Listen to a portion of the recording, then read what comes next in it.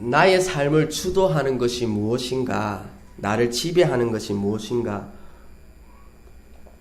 나는 무엇에 의해 이끌리고 끌려다니는 사람인가? 나를 끌어가고 있는 그것이 곧 나의 인생을 만들어갑니다. 어떤 사람은 욕심이 그 사람의 인생을 주도하죠. 그 사람은 소유가 행복을 줄 거라 생각하고 열심히 수고하고 땀을 흘립니다. 재산을 불리는 것이 곧 낙으로 삼고 살아갑니다. 어떤 사람은 시기심과 미움이 그 사람을 주도합니다. 이런 사람은 사람을 볼 때 두 종류의 사람밖에 없습니다. 적이냐 친구냐. 이분법으로 보기 때문에 사는 게 전쟁이죠. 마음의 평안이 없습니다. 어떤 사람은 열등감이 그 인생을 주도합니다. 자기는 남들보다 가진 것이 없기 때문에 불행하다고 생각하죠. 그래, 이런 사람들은 남들이 자기를 깔보면 어쩌냐 생각하고 남들에게 무시당하지 않으려고 몸부림칩니다. 그래서 분수에 맞지 않도록 지나치게 가시하거나 가소비를 합니다. 또 열등감이 강하면 뭘 해도 안 된다는 생각 때문에 해보기도 전에 포기해버립니다.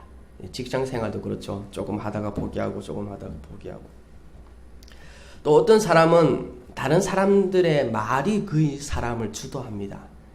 누가 한마디 하면 하던 일 그만둬버리고 또 다른 사람의 말에 너무 쉽게 현혹되어서 하지 말아야 할 일들에 쉽게 끌려가 버립니다. 전공도 결혼도 직장도 항상 사람들의 말에 좌지우지되다 보니까 인생에 줏대가 없고 자기 생각이 없는 그런 인생이 살아갑니다. 사람마다 그의 인생을 주도하는 것이 다 다르죠. 근데 그 사람을 주도하는 것이 무엇인지 그걸 알면, 그걸 살펴보면 그 사람의 미래가 어떻게 될는지 알 수 있습니다. 하나님의 사람은 무엇에 의해 그 사람을 주도하고 있어야 되는 사람인가? 하나님의 사람은 당연히 하나님의 말씀이 그 인생을 주도해야 합니다. 나의 생각, 나의 모든 것, 나의 가치관, 내가 결정하는 모든 것이 하나님의 말씀이 되어야 되죠. 믿음을 가진다는 것이 뭐냐면 교회만 꼬박꼬박 잘 다니는 것이 아니라 하나님의 말씀을 쫓는다는 겁니다. 내 뜻을 내려놓고 하나님의 말씀만을 따른다. 이것이 바로 믿음의 삶이라는 겁니다. 내 생각을 신뢰하지 않는다. 오직 하나님 말씀만 신뢰한다. 말씀을 쫓아 사는 삶, 이것이 믿음의 삶이라는 겁니다. 아브라함 링컨은 이렇게 말했어요. 성경은 하나님께서 사람에게 주신 가장 큰 선물이다. 선하신 구주께서 세상을 향한 복된 말씀을 이 성경을 통해 알 수 있다. 그리고 인류의 행복을 위해 필요한 것은 모두 이 성경 속에 기록되어 있다. 만약 성경이 없었다면 우리는 옳고 그른 것을 구별할 수 없었을 것이다.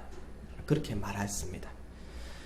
왜 하나님은 우리에게 성경을 주셨냐면 이 말씀대로 살아서 복된 인생을 살라고, 행복한 인생을 살라고, 승리하는 인생을 살려고 성경을 주신 거예요. 찌질한 인생, 축 처진 인생, 그저 그런 인생이 아니라 인생 한 번만 사는 건데 딱 한 번 사는 거잖아요. 제대로 된 인생을 살아보려고 인생의 매뉴얼로 성경을 주신 겁니다. 이 성경 속에 하나님의 비밀이 다 담겨져 있습니다. 복되고 잘되는 인생의 비결이 여기 있죠. 그리스도인다운 삶을 사는 비결이 바로 여기 성경 속에 있습니다. 미국에서 목회하시는 분이신데 그분이 쓰신 책 다시 일어남이라는 책이 있는데 그 책에 보면 그 목사님의 이야기가 그 속에 기록되어 있습니다. 이분이 스타벅스에서 성경을 읽거나 설교를 준비하곤 했는데 한 번은 카페에서 성경을 읽고 있는데 나이가 지긋하신 미국 노신사가 다가오더니 이렇게 물어보는 거예요. 지금 읽고 있는 것이 성경 맞습니까? 자, 도경아, 이걸 네가 영어로 얘기해봐. 지금 읽고 있는 것이 성경이 맞습니까? 그래. 그러면 이걸 하자. 이 목사님이 맞다 그렇게 대답했어요. 맞다가 뭐지?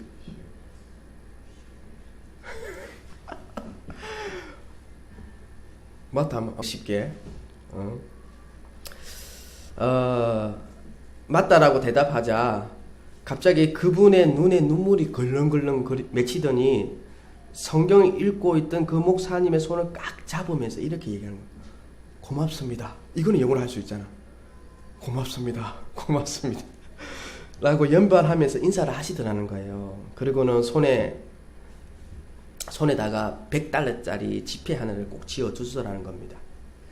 왜 이 노신사가 그렇게 그런 반응을 보였겠느냐 하면은 성경 읽는 사람을 만난 것이 얼마나 기쁘고 반가웠으면. 성경을 안 읽는 시대라는 거예요. 이 시대가. 오늘날 보십시오. 이 시대의 교회가 왜 이렇게 아픔이 많을까? 어쩌다가 교회가 세상의 천덕꾸러기가 됐을까? 왜 교회가 무기력하고 변질의 길로 접어들게 됐을까? 그 근본적인 원인과 답이 그 노신사의 그렁그렁한 눈물 속에서 찾아볼 수 있다고 생각이 듭니다.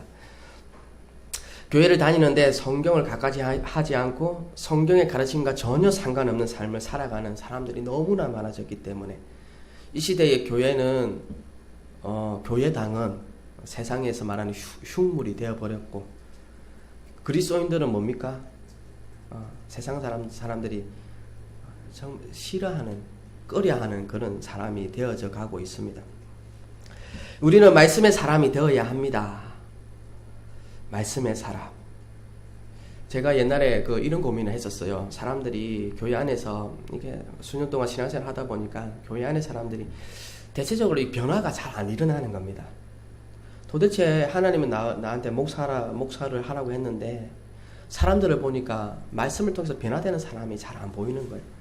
근데 이런 늘 싸우죠, 늘 시기하죠 교회 안에서 이런 문제를 보면서 저는 의문과 회의에 빠진 적이 있었어요. 그때 성경을 읽다가 하나님께서 제게 주신 말씀이 있습니다. 로마서의 말씀인데 복음에는 하나님의 의가 나타나 믿음으로 믿음에 이르게 하나니 오직 의인은 믿음으로 말미암아 살리라. 이 말씀을 해주셨어요. 그러니까 복음에는 하나님의 능력이 나타난대요. 능력이 나타나서 믿음으로 믿음에 이르게 한대요. 그때 이 말씀을 통해서 저는 확신을 가졌습니다. 내가 복음을 전해야 되겠구나. 하나님의 말씀을 전해야 되겠구나. 하나님의 말씀을 전할 때 하나님의 능력이 나타난다. 그때 확신을 가졌던 겁니다. 이 복음은, 이 성경 말씀은 믿음의 삶을 살 수 있도록, 믿음의 삶을 살도록 만드는 능력이 있습니다.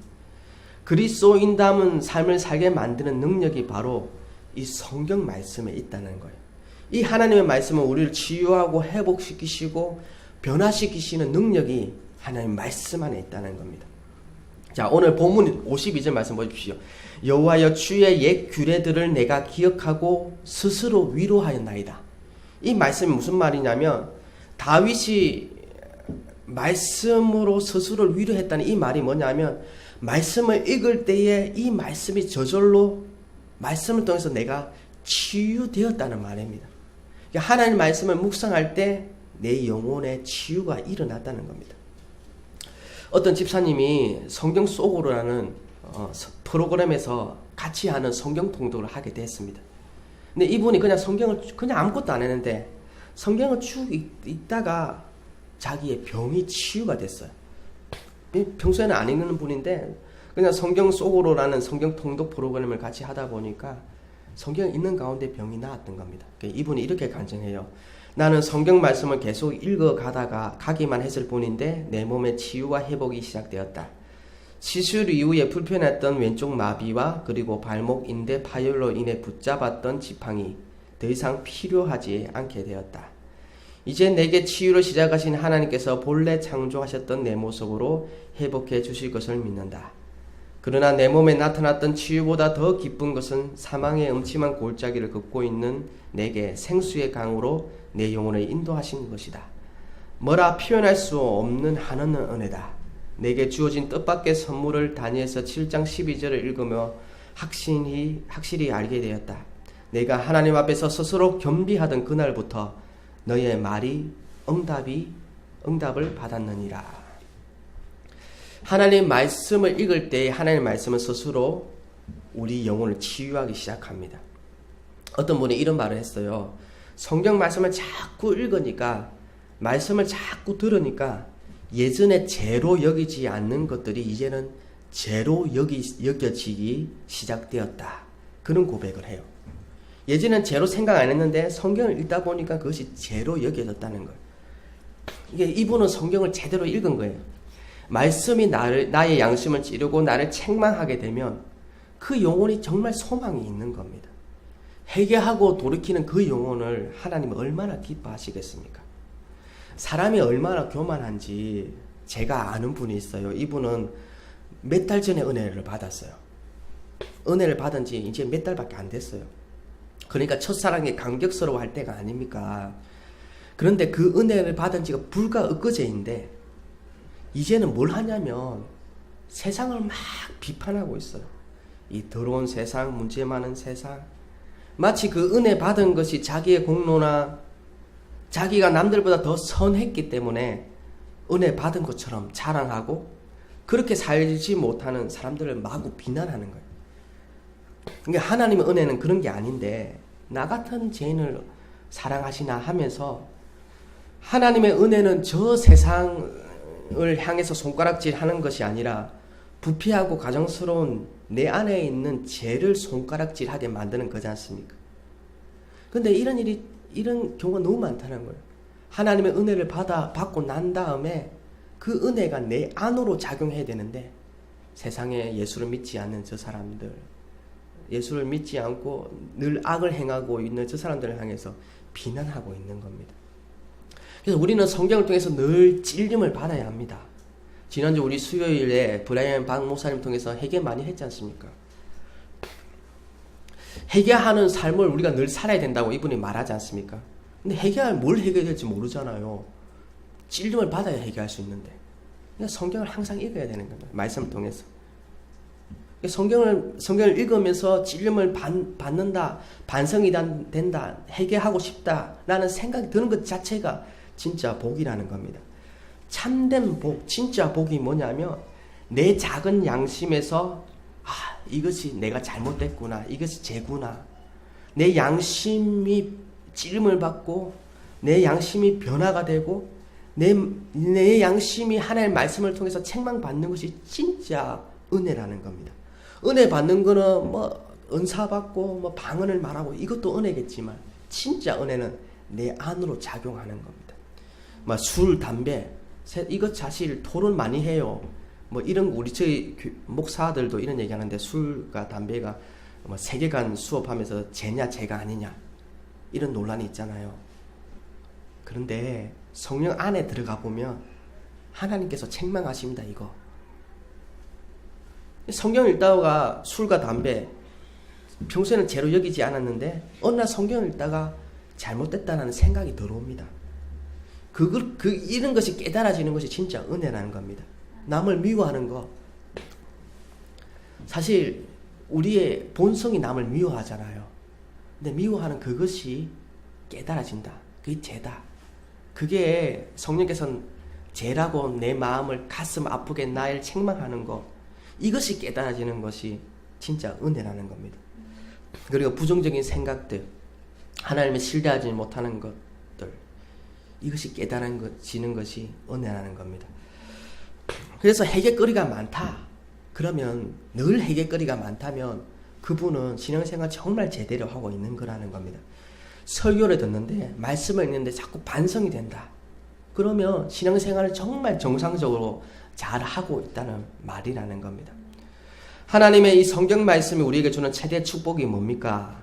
말씀에 주는 축복은 나를 거룩하게 만들고 착하게 만들고 지혜롭게 만들고 매력있게 만들고 순수하게 만들고.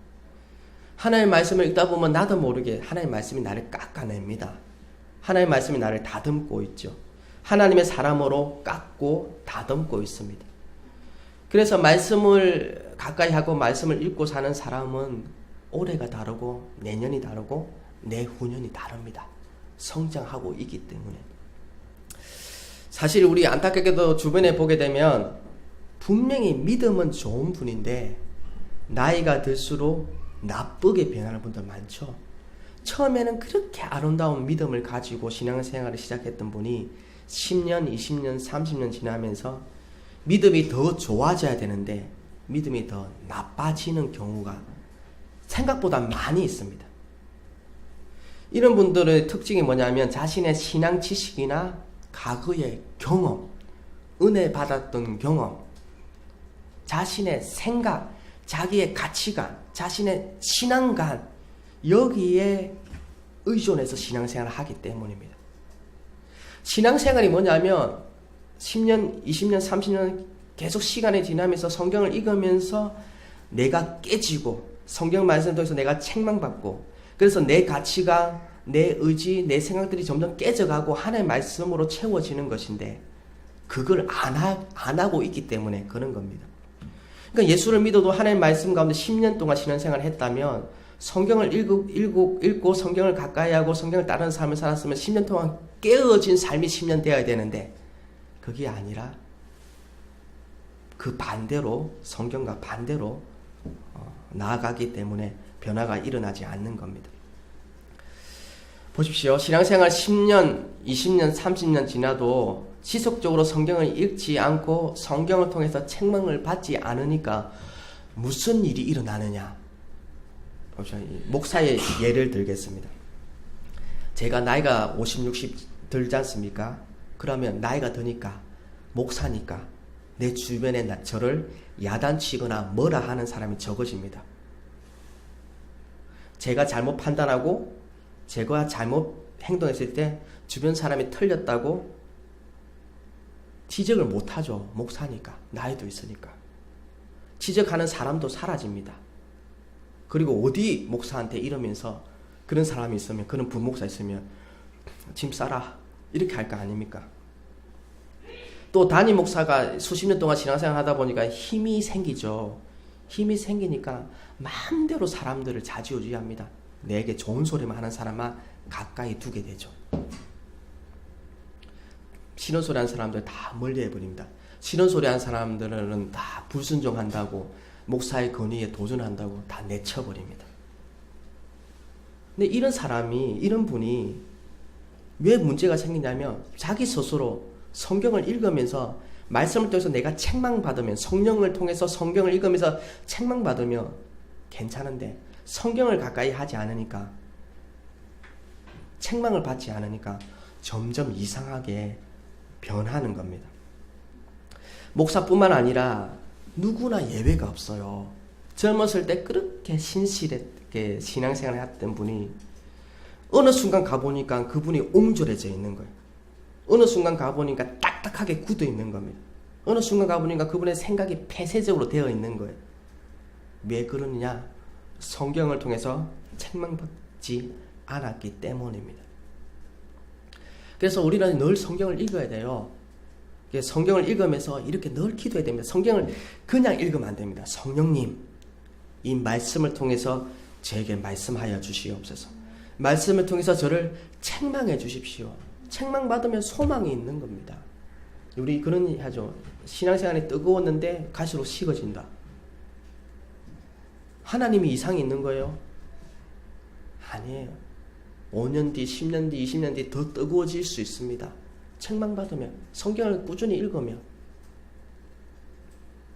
D.L. 무디 이런 말을 했죠. D.L. 무디가 성경에 대해서 이 책이 당신으로 하여금 죄로부터 멀어지게 하든지 아니면 제가 이 책으로부터 멀어지게 하든지 둘 중에 하나다.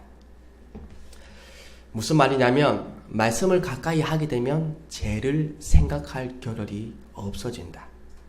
그러나 죄 속에 빠져 있으면 말씀을 읽을 겨를이 없어진다는 얘기입니다. 내가 지금 말씀을 멀리 하고 있다. 그러면 여러분들은 세상을 가까이 하고 있기 때문에 그렇습니다. 저는 이 말씀을 읽을 때마다 이 깨어짐을 경험하면 얼마나 좋을까 그런 생각을 한 번 더 해봅니다. 성경 읽을 때 몸이 건조하게 성경을 읽는 것이 아니라 성령께서 말씀을 통해서 저를 만져주시며 눈물도 흘리고 콧물도 흘리고 콧물이 더럽네요. 하나님의 말씀이 나를 방망이처럼 나를 깨트려버리면, 날카로운 말씀의 칼이 나의 영혼을 푹푹푹 쑤셔버리면, 그리고 깨어져서 그렇게 하나님 앞에 바짝 엎드려서 신앙생활 한다면 얼마나 좋을까, 그런 생각을 해봅니다. 하나님의 은혜는 깨어진 인격에만 담을 수 있습니다. 내 자아가 깨어진 만큼 은혜를 담을 수 있는 겁니다. 우리 이는 공식 잘 알잖아요. 하나님 은혜를 주시기 전에 먼저 우리를 깨트린다는 거 알잖아요. 겸손하게 만들고 아무것도 아니다라고 생각하게 만든다는 거 여러분 알잖아요. 왜 그렇게 하냐면 은혜가 은혜 되도록 하기 위해서. 예수님을 믿게 되는 분들 대부분 보면 그 인생이 밑바닥에 내려갔을 때 그때 예수님 믿지 않습니까? 그때서야 우리 인생을 살다가 딱 깨어지고 낮아지고 겸손해졌을 때, 그때 복음을 들을 때 이 복음이 얼마나 귀한 줄 알잖아요. 말씀을 통해서 우리는 깨어져야 됩니다. 우리 인생이 평탄해지고 점점 사는 것이 나아지고 인생의 여러 가지 문제들이 자꾸 해결되고 난 이후에 말씀을 붙드는 게 더 중요합니다. 어렵게 힘들 때 말씀 안 붙드는 사람 어디 있겠습니까?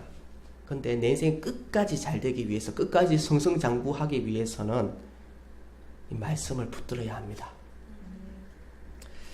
어떤 분이 목사님에게 찾아가서 자기가 지금까지 성경을 3번이나 읽었다고 자랑합니다. 그러면 목사님이 그래서 되물었습니다. 그러면 성경이 집사님을 읽은 것이 도대체 몇 번이나 됩니까? 이 무슨 말이냐면 내가 몇 번 읽었다가 중요한 것이 아니라 성경을 읽는데 이 성경이 마치 인격처럼 내 영혼을 찌르고 책망하고 내 영혼을 읽는 것이 도대체 몇 번이나 됩니까? 이것을 물었습니다. 성경을 많이 읽는 것이 중요한 것이 아니고 성경이 나를 읽게 만드는 것이 중요합니다. 미국 엘러스톤 국립공원에 가면 봄이 되면 그 공원 직원들이 얼어 죽은 곰들의 시체를 치우는 일 때문에 아주 어려움을 겪는다고 합니다. 왜 굶어 죽냐면 곰이 공원에 오는 사람들이 던져주는 먹이에 곰들이 너무 익숙하다 보니까 자연적으로 스스로 양식을 취하는 것이 아니라 사람들이 던져주는 먹이에 의존했던 곰들은 다 스스로 생존법을 잃어버리고 봄이 되면 죽어버렸다는 겁니다. 자, 설교 말씀은요, 던져주는 먹이에 불과합니다. 설교 말씀 던져주는 먹이에 불과합니다. 아무리 설교가 은혜스러워도 오늘 저녁만 가더라도 사라집니다. 내일 아침에 일어나면 어제 들었던 말씀 생각이 안 나요. 물론 초신자 때 아주 순수할 때는 그게 오래 갑니다. 설교는 맛있게 요리해서 잘 차린 양식이라고 볼 수 있는데 한 끼 잘 차려 먹는다고 우리 영혼이 건강하지 않죠. 일주일 내내 굶다가 뷔페에 가서 주일에 한번 거하게 먹는다고 우리 영혼이 건강하지 않습니다. 그러니까 여러분 스스로 성경을 읽으면서 하나님 말씀을 양식을 먹어야 합니다. 딱딱한 양식을 먹어야, 딱딱한 양식을 꼭꼭 씹어 먹어야 그것이 우리 영혼을 건강하게 만듭니다. 성경을 몇 장 읽었다 이게 중요한 게 아니고요. 성경을 깊이 묵상해야 됩니다. 읽고 마음에 담아두고 바쁜 와중에 몇 장 오늘 매삼 주오 뭐 이렇게 해서 하루에 3장씩 읽는다. 그거는 주술적인 겁니다. 주술적인 거. 내 양심만 그냥 달래주는 것뿐이에요. 성경 몇 장 읽었다. 바쁜 건데 성경 읽어야지 이러면서 한 장 석 장 막 한 10분 만에 그냥 읽는 거. 이 주술적인 거예요. 성경은 그리 읽는 게 아닙니다. 하나님 앞에 서는 겁니다. 큐티식으로 해야 돼요. 하나님 앞에서 하나님 제가 주님 앞에 나왔습니다. 저에게 말씀하여 주십시오. 하면서 말씀을 그렇게 대해야 한다는 겁니다. 어느 날 어떤 목사님이 환상을 보는데 목사님이 설교하는 가운데 해중의 상태를 보게 된 겁니다. 깜짝 놀랐답니다. 그렇게 많은 교인들이 설교 중에 졸고 있고 딴 생각하고 시계 보고 주보 보고 창문 밖을 보고 생각들이 전혀 말씀을 듣지 않고 다른 곳에 가 있다는 것을 환상 중에 보게 되고 깜짝 놀라게 됩니다. 그러다가 이 목사님이 또 다른 환상을 보는데 지옥문이 열리는데 사람들이 그 안에서 엄청 고통스러워하고 있는 겁니다. 그 지옥에서 고통스러워하는 사람들이 이 목사님을 알아보고 소리를 막 지르는 겁니다. 뭐라고 했냐면, 목사님 우리에게 말씀을 전해주십시오. 목사님 우리에게 말씀을 전해주십시오 라고 소리를 지르는 겁니다. 근데 이 목사님이 불쌍하니까 하나님의 말씀을 막 전하기 시작했답니다. 소리를 치면서 말씀을 전하는데, 안타까워서 말씀을 전하는데 그들은 아무런 소리를 못 듣고 있더랍니다. 말씀을 전해달라는 이 소리를 지르는 끔찍한 장면을 계속해서 이 지르는 것을 보고 한상에서 깼다고 합니다. 그 다음부터 이 목사님의 말씀 사역에 대한 태도가 바뀌었다고 하는데, 왜 말씀을 들을 기회가 너무나 짧기 때문에, 너무나 한정적이기 때문에 말씀을 전하는 이 일에 최선을 다해서 하나님의 말씀을 전했다고 합니다. 자, 우리 성경책 우리 바로 옆에 있지 않습니까? 일이 바빠서 못 읽습니다. 그런데 좀 지나면요, 이 말씀을 읽고 들을 시간이 더 없어진다는 겁니다. 나이가 들수록 더 없어지게 되고, 지금보다 더 바쁜 일들이 여러분 가운데 생기게 됩니다. 그때 또 성경을 못 읽게 되고, 우리는 악착같이 말씀 읽는 데 시간을 내야 됩니다. 한시라도 젊었을 때 말씀을 읽어야 되고, 내 인생이 노년이 되기 전에 더 말씀을 많이 읽어야 한다는 겁니다. 제가 굳이 우리 교회에서 무슨 프로그램을 한다고 하면, 저 프로그램 안 합니다. 성경 공부는 할 거예요. 성경 공부 어떤 걸 만들어서 성경 공부를 할 건데, 굳이 어떤 프로그램을 한다면 성경 읽기 운동 같은 걸 할 겁니다. 기도하기 운동. 제가 어떻게 하냐면, 그냥 읽으십시오 하면 안 읽으니까 이 벽에다가 붙여 놓을 거예요. 성경 읽으신 분들 이렇게 표를 이렇게. 이게 효과는 있습니다. 아이들에도 효과가 있지만 우리 어른들에게 효과가 있어요. 몇 장을 읽었다 안 읽었다. 저는 성경을 많이 읽는 것보다는 깊이 읽는 것을 추천합니다. 기도도 그렇습니다. 새벽 기도를 한다 하더라도 그냥 기도 안 되는 기도를 억지로 1시간 앉아가지고 막 딴 생각하는 거는 전혀 도움이 안 돼요. 기도할 때 사단이 가장 공격을 많이 하는데, 그게 뭐냐면 딴 생각하게 만드는 거예요. 그래서 기도하는 사람들이 보면 부정적인 사람 되게 많습니다. 이 사람이 왜 부정적이냐면, 기도하는 가운데 마귀의 공격을 많이 받으면 그래요. 평소에는 전혀 생각 안 하는 것이, 기도할 때 남 미워하는 생각, 원망하는 생각, 뭐 안 좋은 과거의 상처들, 썬뿌리들이 기도할 때 막 생각납니다. 기도하는 시간에 기도를 안 하고 마귀가 주는 생각을 묵상을 해요. 그럼 사람이 이상해져 가요. 그래서 기도는 짧게, 어쩌면 효율적으로 기도를 하는 게 좋아요. 제가 기도를 길게 할수록 좋은 거 맞습니다. 근데 기도를 할 때 부정적인 생각이 떠오른다. 그럼 마귀가 주는 생각이에요. 그 생각에 집착을 자꾸 하는 거예요. 그러다 보니까 부정적인 사람이 되고, 교회 안에도 기도를 많이 한다고 했는데 그 사람이 이상해져 있는 사람들은 이 사단에 대한 어떤 이 공격을 잘 몰라서 그런 일들이 일어나는 거예요. 그래서 성경을 많이 읽어야 돼요. 이 생각이, 성경적인 생각이 될 때 기도가 효율적이고 효과적이고 바르게 기도할 수 있는 거예요. 성경 제쳐두고, 하나님의 말씀 제쳐두고 기도한다, 그런 기도가 이상하게 될 확률이 높습니다. 그런 기도는 주술적으로 변할 수 있어요. 기복 신앙적인 거죠. 그런 기도는. 그래서 성경 읽기 운동 해야 되고, 기도를 할 때, 특히나 새벽 때는 효과적으로 기도하기 위해서는, 제가 볼 때는 기도를 잘 하시는 분들은 1시간 이렇게 기도해야 돼요. 근데 한 30분 정도. 1시간 좀 여러분 좀 부담스러우니까 제가 30분만 얘기하는 거예요. 그러니까 쉬지 않고 말로 하는 기도. 생각하는 기도 말고 말로 하는 기도를 30분 정도. 그래서 굳이 교회 안에서 프로그램을 한다면 성경 읽기 운동, 기도하기 운동. 여유가 되고 성도님들이 많아지면 기도 시간도 5시, 6시, 7시 이렇게 내가 나오기 편한 시간에 기도할 수 있도록. 지금 시대가 많이 바뀌었기 때문에 잠을 일찍 안 자잖아요. 그래서 기도 시간을 뒤로 이렇게 아침으로 땡길 필요가 있습니다. 그래서 성경 읽으십시오. 성경을 저도 이걸 들고 가면서 이걸로 성경을 읽어봤는데 안 좋더라고요. 성경 책이 좋은 것 같습니다. 저는 어쩔 수 없이 밖에 나가면 무거우니까 이걸 들고 나가는 경우가 많은데, 집 안에 있었을 때는 성경 책을 읽는 것이 효과적이라고 생각이 듭니다. 자, 이번 주에는 다음 주에는 제가 한번 물어보겠습니다. 성경 몇 장 읽었냐 이렇게. 왜냐하면 이게 이렇게 해야 여러분들에게 부담이 되겠지만은 그렇게 해야 그나마 성경을 읽습니다. 여러분들을 살리기 위해서, 우리를 살리기 위해서 하는 거니까. 물어보겠습니다. 동현 너도 성경 읽어라. 그래서 성경 많이 읽는 분들, 그리고 성경 읽고 저분이 가장 많이 변화되었다라고 그런 이제 스티커 붙이기 이런 거 있잖아요. 그런 거 해가지고 연말마다 상 줄까 하시고 마티즈 이런 거 주고. 마티즈, 동현 마티즈 알아? 안 해. 자, 우리 성경을 가까이 하는 여러분들에게 바랍니다. 우리 말씀을 생각하면서